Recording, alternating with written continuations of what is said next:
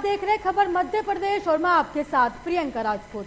खबरों में सीधे रुख करेंगे और सबसे पहले बात करेंगे बालाघाट की। बालाघाट में सड़क निर्माण का काम पुराने जमीनी विवाद के चलते हुए खटाई में पड़ गया। परते नामक व्यक्ति ने अपने घर के सामने की जमीन को निजी जमीन बताकर वहां मिट्टी और मुरम का ढेर डलवा दिया। साथ ही खंभे गड़वा कर ट्रैक्टर ट्रॉली रखने का काम किया, जिससे कि आवागमन बाधित होता रहे। इसकी शिकायत होने पर सीएमओ दलबल के साथ मौके पर पहुंचे और बताया कि ये मामला फिलहाल न्यायालय में विचाराधीन है और अतिक्रमणकर्ता के जरिए यथास्थिति बहाल करने की समझाइश दी गई। बता दें कि उसका कहना है कि उसकी निजी जमीन है। नहीं है, मेरी जमीन है जी। और जो अतिक्रमण किया है धनाम रंग डाले 4 दशमलव जिसका फर्जी पट्टा है। हमारी जमीन जो है किसी को रजिस्ट्री नहीं होती, नामांतरण होता है। जब कलेक्टर नहीं दे सकता, मैं झूठ की बात नहीं यहाँ बैठ दीजिए है कि नहीं, तो भाई कहाँ मतलब कि इनको उठना पड़ेगा। जबरदस्ती कैप्चर किए हुए हैं। अच्छा, आपकी जमीन इन लोगों ने अतिक्रमण किया है। इसके बाद जो है ये 95 से बना हुआ है। कब से बना है? 95-96 से। करके आने की मतलब निकलने जाने आने जाने की बहुत मुश्किल कर दिया है हमें। हम गाड़ी घोड़ा से नहीं जा सकते, हमारे बैल ढोर नहीं जा सकते, हमारे यहाँ गैया ढोर नहीं जा सकते। और जो भी है तो हमारे ड्यूटी वाले रात को आते हैं, बेटा आता है ड्यूटी लेके, तो रात को भी हड़बड़ा जाता है, गिर जाता है और आने जाने की पूरी रास्ता मतलब बंद है एकदम।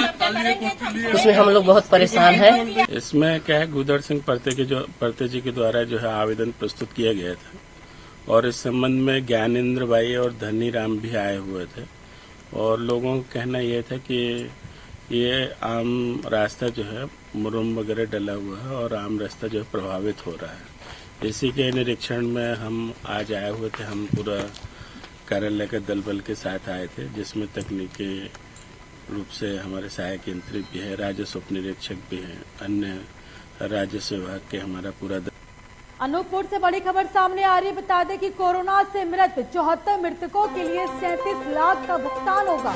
इस वक्त की बड़ी और अहम जानकारी आपको अनूपपुर से आपके टेलीविजन स्क्रीन पर दिखा रहे हैं, जहां पर बड़ी खबर सामने आई। बताया जा रहा है कि कोरोना से मृत 74 मृतकों के लिए 37 लाख का भुगतान होगा। साथ ही आम नागरिकों की मृत्यु होने पर अनुग्रह राशि में जारी निर्देश दिए गए। इस वक्त की बड़ी और अहम जानकारी आपको अनूपपुर से दिखा रहे हैं, जहाँ पर कोरोना से मृत 74 मृतकों के लिए 37 लाख का भुगतान होगा। साथ ही आपको बता दें कि आम नागरिकों की मृत्यु होने पर अनुग्रह राशि में निर्देश जारी किए और साथ ही बताया जा रहा है कि कलेक्टर और जिला दंडाधिकारी सुश्री सोनिया मीना की पहल है। इस वक्त की बड़ी और अहम जानकारी आपको अनूपपुर से आपकी टेलीविजन स्क्रीन पर दिखा रहे हैं, जहाँ पर कोरोना से मृत 74 मृतकों के लिए 37 लाख का भुगतान होगा। तो वहीं आम नागरिकों की मृत्यु होने पर अनुग्रह राशि में ये निर्देश जारी किए गए। और साथ ही आपको बता दें कि कलेक्टर और जिला दंडाधिकारी सोनिया मीना की पहल है। तो वहीं जिले के 74 मृतकों की निकटतम वारिसान को 37 लाख का भुगतान किया जाएगा। छिंदवाड़ा के ढाना में त्रिस्तरीय पंचायत चुनाव के समीप आते ही ग्राम के सारे लोग एकत्रित हो गए और ग्राम गोली ढाना पहुंच मार्ग के निर्माण को लेकर नारेबाजी करने लगे। ग्रामीणों का कहना है कि रोड नहीं तो वोट नहीं। 10 सालों से ग्राम के लोग स्टॉप डैम में कंक्रीट सड़क की मांग कर रहे हैं। कई बार आवेदन और निवेदन सहित विभिन्न नेताओं और अधिकारियों के सामने आवेदन दिया गया, लेकिन समस्या का समाधान आज तक नहीं निकला। अब ग्रामीणों ने पंचायत चुनाव में मतदान का बहिष्कार किया है। जब तक सड़क नहीं बनेगी तब तक ग्रामीण जन वोट नहीं करेंगे।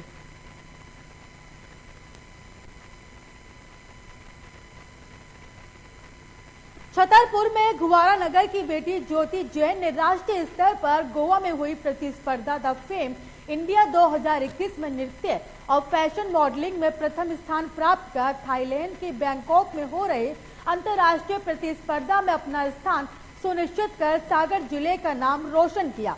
प्रतियोगिता में 27 राज्यों ने भाग लिया और जिसमें छतरपुर जिले की ऑडिशन नट एकेडमी ज्योति जैन द्वारा लिए गए। राष्ट्रीय स्तर पर कार्यक्रम का आयोजन टीम जैनिस संस्कृति विभाग प्रमुख मिथिला क्लब प्रति वर्मा बैतूल आदि द्वारा किया गया। गुना जनसंपर्क अधिकारी केपी सिंह ढांगी आज शादी समारोह से गुना लौट रहे थे और उनकी गाड़ी नेशनल हाईवे बीनागंज कोखरीपुरा में अनियंत्रित होकर एक गड्ढे में जा गिरी, जिसमें सवार गुना जनसंपर्क अधिकारी केपी सिंह ढांगी घायल हुए। जब उन्हें उपचार के लिए भोपाल ले जा रहे थे तो रास्ते में उन्होंने दम तोड़ दिया। घटना आज सुबह 8 बजे की बताई जा रही है। घोर कलयुग के इस दौर में युवा आगे बढ़ने के लिए चाह के मद्देनजर शॉर्टकट फॉर्मूला अपनाते हुए आजकल के युवा शादीशुदा महिला को झूठे प्यार का झांसा देकर लाखों रुपए हड़प रहे हैं। महिला भी सच्चे प्यार की तलाश में युवाओं की आकर्षण में और षड्यंत्र में फंसकर अपनी जमा पूंजी झूठे आशिकों पर लुटा रही हैं। मामला इंदौर के MIG थाना क्षेत्र के रहने वाले संगीता पति मनोज ठाकुर का है।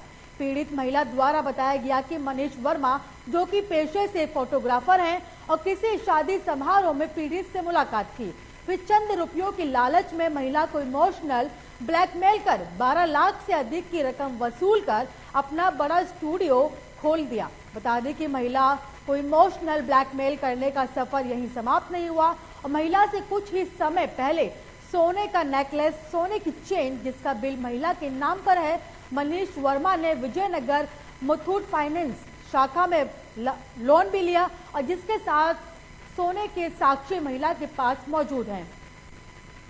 मेरा नाम संगीता ठाकुर है। आपके साथ क्या समस्या विस्तार में बताएं आप। मेरे साथ में 420 का केस है जो MIG थाने में चल रहा है। एक बंदा है मनीष वर्मा और उसके साथ में उसकी गर्लफ्रेंड सोना थापा, जो उन्होंने मुझसे फ्रॉड करके 12 लाख रुपए लिए हैं थोड़े थोड़े करके। और एक मेरा नेकलेस है जो मुथूट फाइनेंस में अभी भी गिरवी रखा हुआ है और एक चेन है और 4 फोन है। और ये MIG थाने में अभी तक कोई 420 की कोई कार्रवाई नहीं की गई है और 151 जो लगा रखी है DIG साहब ने, उसमें भी उसको नहीं ला जा रहा है। रुकेंगे एक ब्रेक के लिए और खबरों का सिलसिला जारी रहेगा। देखते रहिए लोकमत न्यूज। रज्जू भैया सैनिक विद्या मंदिर, गांव खंडवाया, तहसील शिकारपुर, जिला बुलंदशहर आपका स्वागत करता है। रज्जू भैया सैनिक विद्या मंदिर एक राष्ट्रीय प्रकल्प है जिसका मुख्य उद्देश्य विद्यार्थियों को NDA व अन्य माध्यमों से भारतीय सेना में प्रवेश दिलाना है। भारतीय सेना में अपने बच्चों का उज्जवल भविष्य बनाने के लिए रज्जू भैया सैनिक विद्या मंदिर में प्रवेश दिलाएं। प्रवेश प्रक्रिया प्रारंभ हो चुकी है। 31 दिसंबर 2021 तक रजिस्ट्रेशन किए जा सकते हैं तथा लिखित परीक्षा 16 जनवरी 2022 को होगी।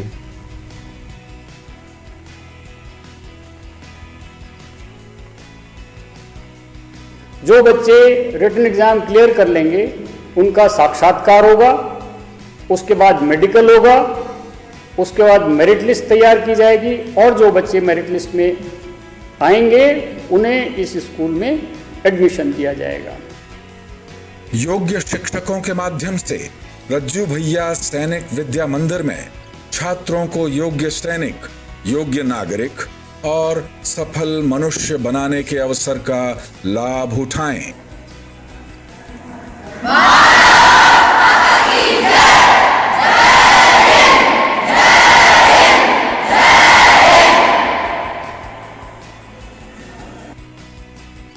अमेरिका की स्माइल ट्रेन संस्था अब राष्ट्रीय बाल स्वास्थ्य कार्यक्रम से भी संबद्ध निःशुल्क ऑपरेशन और उपचार कर रही है। जन्म से कटे होठ या कटे तालू के मरीजों का निःशुल्क ऑपरेशन किया जाता है। अगर आप ऐसे किसी भी मरीज को जानते हैं या जिसके जन्मजात कटे होठ या तालू हैं, तो उसको हमारे health city hospital trauma centre and super speciality Vijay Khand 2 Gomti Nagar थाने के पीछे लखनऊ पते पर लाएं।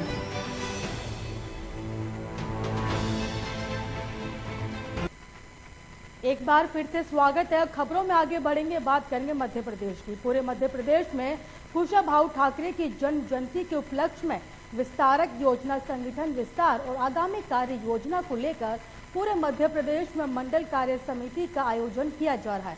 इस दौरान जबलपुर के सुपातौल में बने कान्हा लखव्यू में रानी दुर्गावती मंडल के द्वारा आने वाले आगामी कार्य योजना को लेकर बैठक का आयोजन किया गया, जिसमें मुख्य प्रभारी के तौर पर रत्नेश सोनकर, जिला महामंत्री और अभिलाष पांडे रेलवे बोर्ड सदस्य और रानी दुर्गावती मंडल के मंडल अध्यक्ष सुरेंद्र सैनी और साथ में नगर और मंडल और वाइड्स के अधिकारी और कार्यकर्ता मौजूद रहे।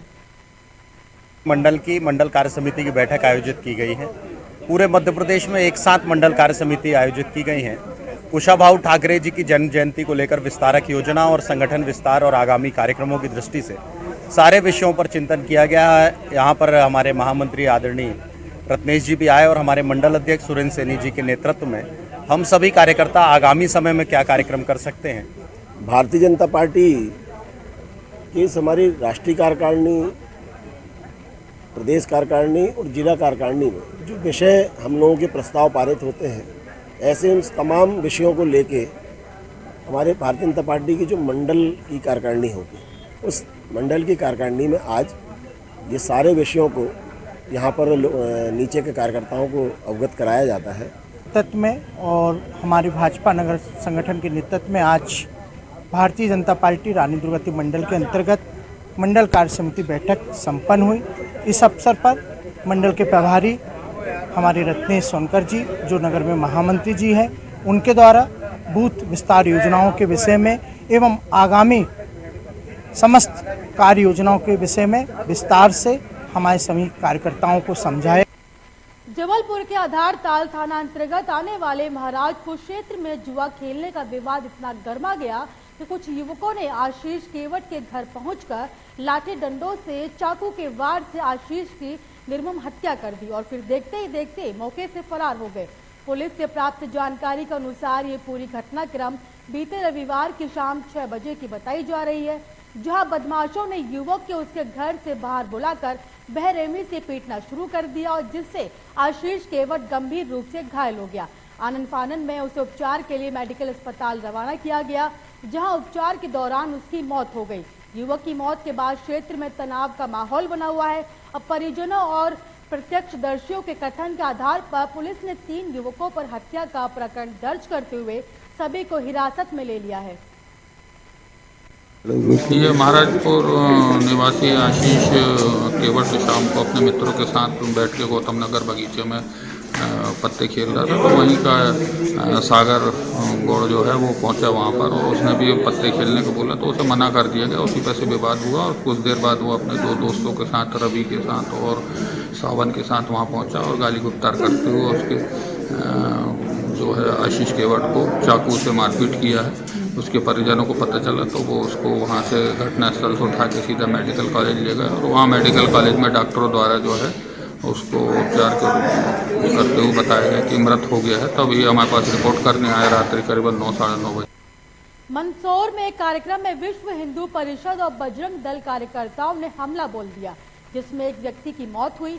हमले का कारण अभी तक पता नहीं चल पाया। आपको बता दें कि सत रामपाल महाराज के अनुयायियों द्वारा आयोजित आदर्श विवाह दहेज रहित शादी समारोह सत्संग कार्यक्रम में विश्व हिंदू परिषद और बजरंग दल से जुड़े कार्यकर्ताओं और नेताओं ने लाठियों और तलवारों से लैस होकर हमला बोल दिया। कार्यक्रम में शामिल कई लोग इस हमले से घायल हुए, जिनमें महिलाएं भी शामिल हैं और इस मामले में पुलिस ने 10 से अधिक नामजद लोगों के खिलाफ केस दर्ज किया है। साथ ही पुलिस की 4 टीमों ने कई स्थानों पर दबिश देकर हमले में शामिल 3 आरोपियों कमल पाटीदार, ललित सथार और मंगल राठौर को हिरासत में लिया है। इन लोगों के नाम नामजद हुए हैं, इनकी वीडियो वगैरह भी अपने पास है। इनके द्वारा एक व्यक्ति देवीलाल नाम के व्यक्ति को गोली मारी है, जिसको कोटा रेफर किया गया है।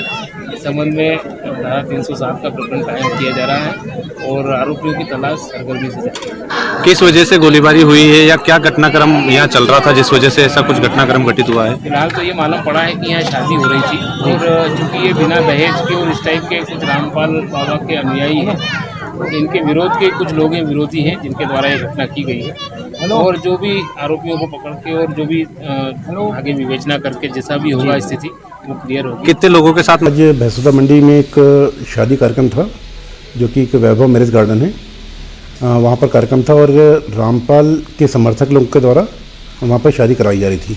इसी बीच करीब दोपहर में 2 बजे के आसपास की बात है। 10-15 लोग वहाँ अचानक पहुँचे और उन्होंने कहा कि आप लोग गलत तरीके शादी कराते हैं और उनसे मारपीट की और आपने फायरिंग की। तो उनकी फायरिंग से एक व्यक्ति देवीलाल को गोली लगी।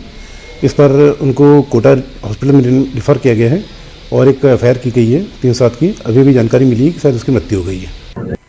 शिवपुरी में लव जिहाद का मामला सामने आया, जिसमें आरोपी शब्बर मोहम्मद खान नाबालिग लड़कियों को अपना शिकार बनाता था। इसी क्रम में कल आरोपी शब्बर मोहम्मद खान रंगे हाथों नाबालिग लड़की के साथ पकड़ा गया और जिस पर फरियादी की बयान के आधार पर पॉक्सो एक्ट धारा के तहत आरोपी पर मामला दर्ज किया गया।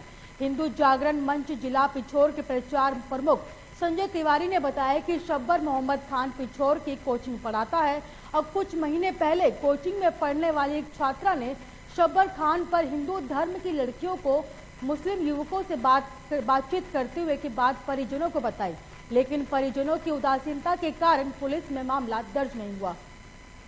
कल एक नाबालिग बच्ची ने अपने अपहरण और उसके साथ बलात्कार होने की रिपोर्ट थाने पर लिखाई थी और उस पर अपराध पंजीबद्ध किया गया था। 376 का, 363, 366 का पास्को एक्ट का अपराध पंजीबद्ध किया था।